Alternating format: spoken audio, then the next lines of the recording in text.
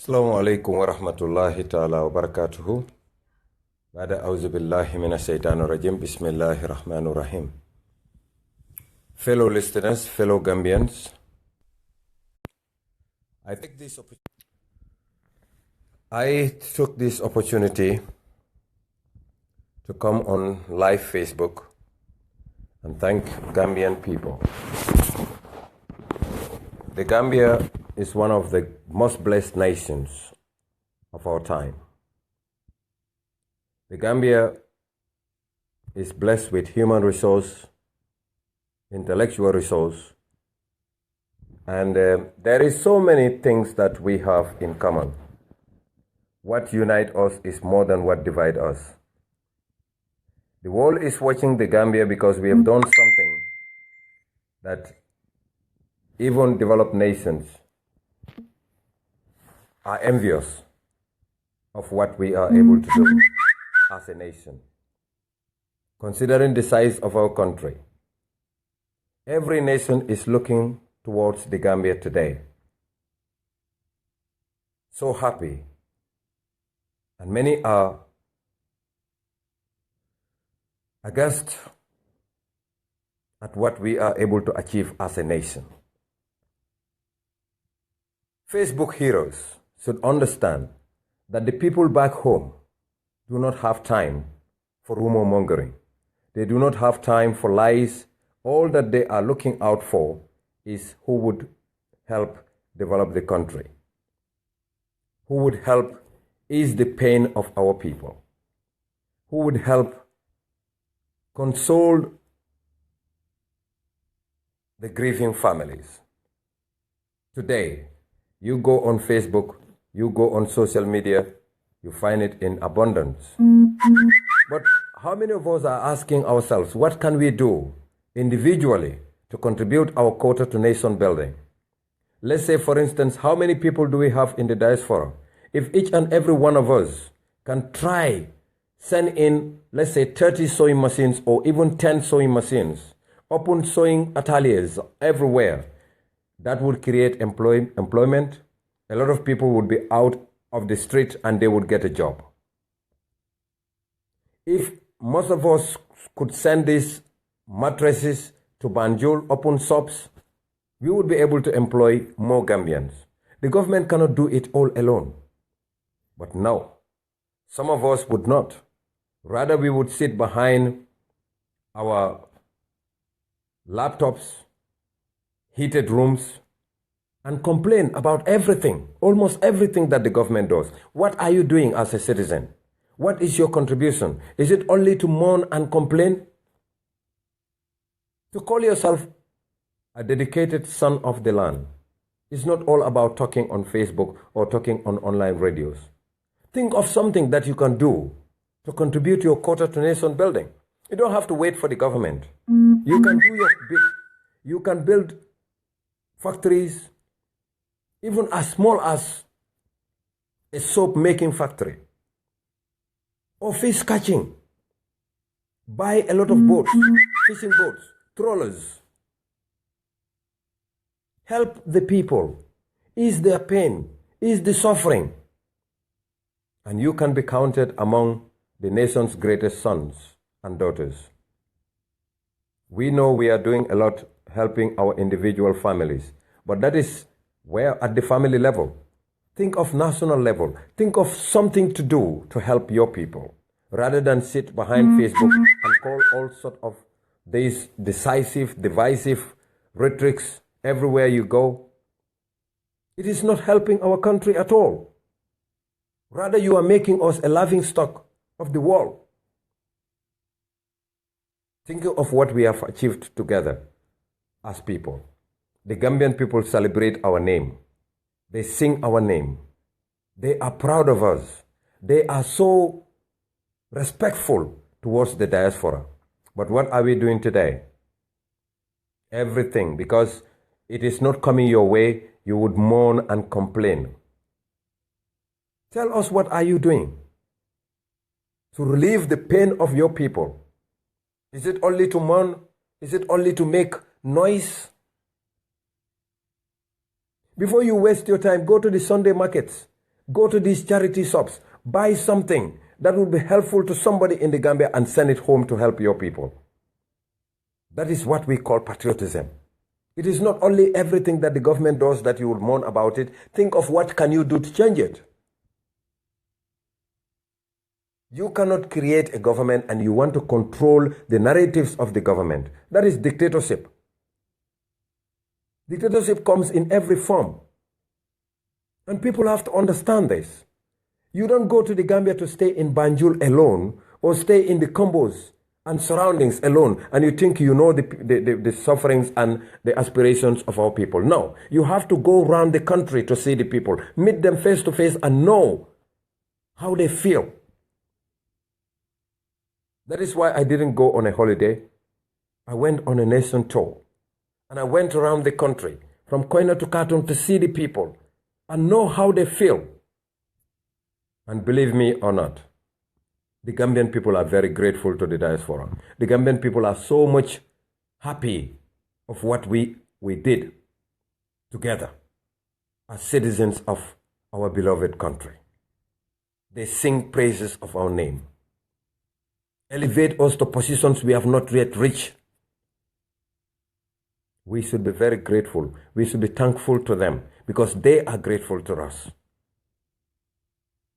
We couldn't do it alone without them, but yet they are grateful to us. Fellow citizens, I think the time has come for every Gambian to sit in your comfort zone and think, what can you do to contribute to nation building rather than just write nonsense on Facebook and social media. The Gamba government is a collective of political parties, each of which has got its own agendas.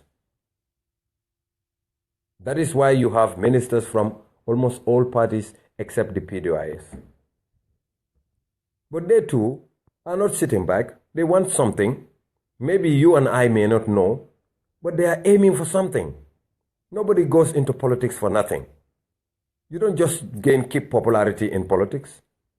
No, you want something. PDIS is not in politics because they just want to have a good name. No, they want to run the country. They want to become presidents and they want to form cabinets. That is the Ali Kalaji, that's the truth. So let us stop fooling each other here. You so-called intellectuals, where were you when Yahya Jammeh was butchering our people, raping our women? Some of you were working for him. Some of you were insulting us.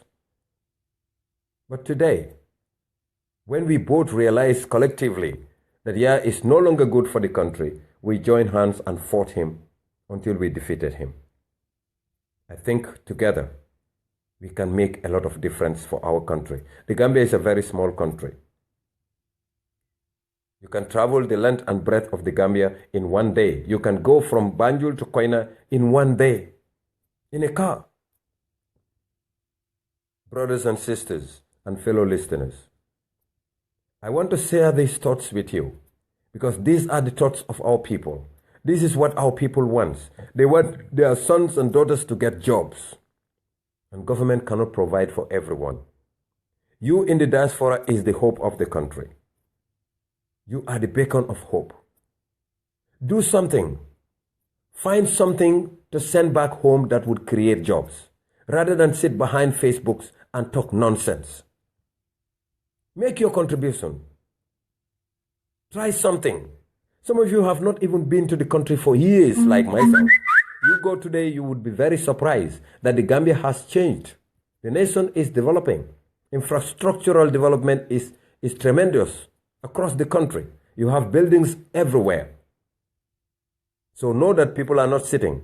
Some in the diaspora are definitely contributing back home. Be like them. Join them. Help them. Contribute your quota. Try to create businesses. Help the people. Find something that you can also contribute to help create jobs. Brothers and sisters, Gambians are not fools. Do not take them for granted. Do not think because of their illiteracy, majority of whom are not educated, you would come down to pretend that you love them. No. They look into your eye and they would know exactly who you are and what your main aims and objectives are. Having been fighting to get control of state for years is no guarantee that the Gambian people would give you a chance. Those farmers in the provinces are professionals in their own rights. You may not know. They may not have Western education. But if you look at those farmers, they have an education you don't have. And that is moral and intellectual education. They know what is good for themselves. If you cannot help them, don't hurt them. My brothers and sisters, our country, the Gambia, would triumph under the leadership of His Excellency, Honorable Adama Barrow. This man has got aims and objectives for the country. This man wants the best for you and I. Believe it or not, President Barrow would do everything within his means to deliver. If you cannot give him that chance, shut up. Because what you are saying is not helping the Gambian people. Our people want solutions, not complications. And some of you are only complicating matters because what you are saying is not only false, but is totally misleading and hypocritical, for that matter. Gambians, we can do it together.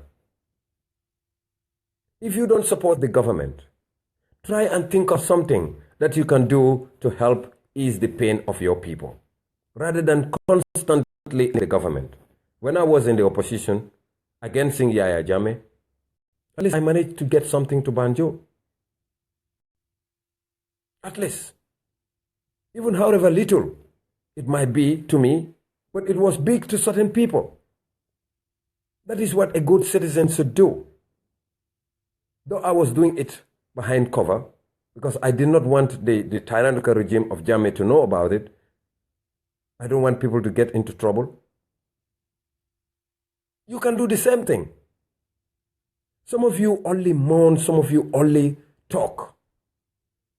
But while you are doing the talk, some are doing the work. That is what the difference is.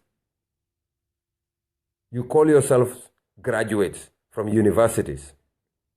But it is these very same graduates that destroyed the country, helped Jammeh create all those draconian laws. And some of them were helping him in so many ways in your intellectual capacity. While those farmers that you look down upon were bearing the brunt of your wickednesses. To say sorry is simple. Find a way to create jobs in your country. Individually, we can do it. Collectively, we can do plenty more. If we are able to help GDF raise funds, sleepless nights, asking people to donate, we can individually help create jobs for Gambians. However small it might be, if you create job for 2 people, it is out of hundreds of thousands. Somebody else would do. Another 2, that makes it 4. Another person does. And it adds on and on and on. Eventually, before 2020, if 70% of Gambian young population gets a job, it is going to ease the pain on our mothers and ease the pain on the youthful population to take the back way. Today we have democracy. We can do a lot of things. My fellow citizens, stop complaining and do something. I think this is what every Gambian should be thinking of right now. I came from the Gambia a total changed man. Yes, I can joke on Facebook. I can argue. I can be very, very controversial. But when it comes to seriousness, Gambia matters to me more than anything else. I love the Gambian people. I've seen the respect on their face. I've seen the love. on the faces of thousands and thousands of Gambian people. You call yourselves the forces behind President Barrow's winning, or the forces behind the removal of tyranny. Yes, that could be true. But what are you doing to maintain it? Ask yourself these questions. I know some of you would rather hide behind tribalism, try to divide Gambians along that line. But my brothers and sisters, wallahi, you would fail. If Yaya Jammeh could not do it, who are you to try? Because Yaya has more money, and he was powerful. He was the chief executive at the time. But he failed miserably to divide Gambians along tribal lines, because you know what? The founding fathers of the Gambia laid a very pivotal stone to cement the Gambia so that tribalism would never triumph in that country. No one else would succeed if you try to hide behind tribalism, accuse others of being Mandinkas, accuse others of being Wolofs, accuse others of being Jolas, would never work. Because you see, all these tribes are so intermarried. Even caste system doesn't work in the Gambia any longer, because Gambians have gone beyond that level. My brothers and sisters, our country needs us. The Gambian people are yearning for positive change. They have got change, but they want a change that would be everlasting. You people have given them change, but you are trying to control the narratives. It's not going to work. Go home and apply if you want to get a job, even to be vice president. You are citizens of the Gambia. Even if you have dual citizenship, you can still apply and go through the courts to see, or go through the constitution to see if you qualify. Stop complaining, because the Gambian people are tired of this nonsense rhetoric from some of you. Once you cannot get it your way, you would try to use tribalism to cause confusion among our people.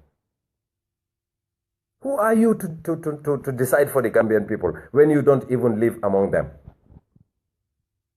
I have never seen or ever heard a son asking the father that, "Dad, you are too old to be the head of the family." I've never heard of it. It is only the Gambian diasporans, you hear them saying all sort of nonsense rhetorics everywhere and every now and then. My brothers and sisters, our country, the Gambia, is going to triumph. Whether we like it or not, the Gambia would triumph. Because our forefathers have prayed for it. They have worked for it. They have sweat for it. In those days, our forefathers don't even have vehicles to travel. They work weeks and months to get to Combo. Sometimes they use bicycles. But yet, they foresaw today.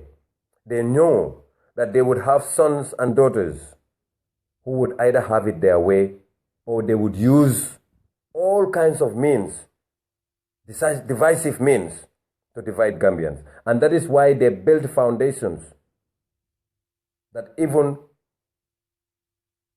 the biggest waves from the Atlantic Ocean would not be able to break. That is, they made so that there is a lot of intermarriages along tribal lines. You see, every Gambian today, you are a dignified Gambian, a bona fide citizen of the Gambia. You cannot beat your chest to say, "I am 100% complete Mandinka," or "I am 100% complete Wolof." Throughout my 7th generation, you don't have any other tribe but my tribe. You can't find it anywhere. That should show you that those elders are more of an intellectual than you are. Our people, my fellow citizens, this is getting too much. It looks like we are shameless. I tried to join the fray to enjoy myself. A few days ago, yesterday and today, and I was responding to some few comments here and there, making it very difficult for them to breathe.